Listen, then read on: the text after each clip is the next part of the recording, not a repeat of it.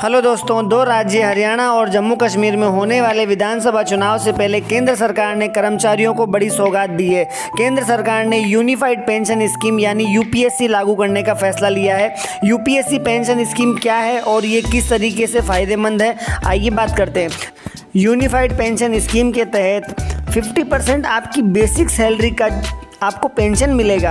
इस बात की गारंटी आपको सरकार दे रही है। इसका कैलकुलेशन ऐसे होगा कि आपके रिटायर होने से पहले 12 महीने की जो भी बेसिक सैलरी रही है उसका कम से कम आपको 50% पेंशन मिलेगी। इसमें शर्त यह है कि आपकी नौकरी की अवधि 25 साल होनी चाहिए। यूनिफाइड पेंशन स्कीम के तहत एक खास बात यह भी है, अगर आप ये सोच रहे हैं कि सरकार पुरानी पेंशन स्कीम को अपना रही है तो ऐसा बिल्कुल भी नहीं है। पुरानी स्कीम एनपीएस में सरकार और कर्मचारी दोनों ही कंट्रीब्यूशन दे रहे थे, जबकि यूनिफाइड पेंशन स्कीम के तहत सरकार ने इसमें अपना कंट्रीब्यूशन बढ़ा दिया है। सरकार अब 18.5% पर कंट्रीब्यूशन देगी और साथ ही हर 3 साल में इसको बढ़ाने की बात पर भी विचार किया जाएगा। यूनिफाइड पेंशन स्कीम यानी यूपीएस ये अगले साल 1 अप्रैल 2025 से लागू हो रही है।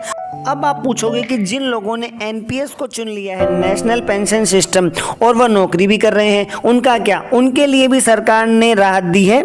आप चाहे तो यूनिफाइड पेंशन स्कीम को अपना सकते हैं, इसके लिए कोई समय सीमा नहीं है। सरकार का मानना है कि 90% से ज़्यादा लोगों के लिए ये बहुत फ़ायदेमंद है, जो कि आप अपनी तुलना कर लीजिए और यूपीएस में आ सकते हैं। अब सवाल ये उठता है कि जिन लोगों ने 2004 में रिटायरमेंट लिया है एनपीएस के चलते, उनके लिए भी सरकार ने बड़ी राहत दी है। वह अगर चाहते हैं कि यूनिफाइड पेंशन स्कीम के तहत आ सकते हैं, ऐसी कंडीशन में उनका एक एरियर बनेगा, सरकार उस एरियर पर ब्याज देगी। यूनिफाइड पेंशन स्कीम के तहत इसमें एक फैमिली पेंशन भी है। अगर किसी पेंशन धारक की मृत्यु हो जाती है और परिवार वाले उस पे डिपेंडेंट रहते हैं तो परिवार वालों को पेंशन दी जाएगी। वो फैमिली पेंशन अंतिम पेंशन को जो पेंशन धारक ने लिया था उसका 60% के बराबर फैमिली को दिया जाएगा। यूपीएस में एक बात और है कि जो लोग सुपर एडवेट हो जाते हैं उनकी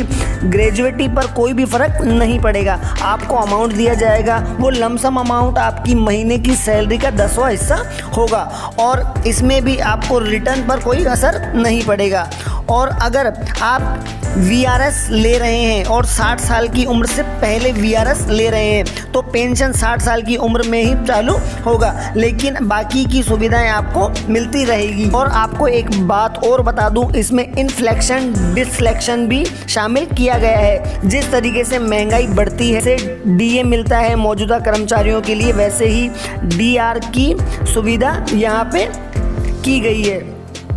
इस पूरी व्यवस्था में सरकार का मानना यह है कि पूरे एरियर के करीब 800 करोड़ रुपए जाएगा, जो कि लागू होने के पहले साल में करीब 6250 करोड़ हो जाएगा, जो कि हर साल ये रकम बदलती रहेगी।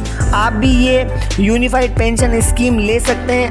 अगर आपने एनपीएस चुन रखा है तो भी आप यूपीएस स्कीम चुन सकते हैं और एनपीएस के तहत जो रिटायर्ड हो चुके हैं वो भी यूपीएस स्कीम चुन सकते हैं। मेरा मानना ये है कि एनपीएस से काफ़ी बेहतर यूपीएस यूनिफाइड पेंशन स्कीम है दोस्तों। नमस्कार।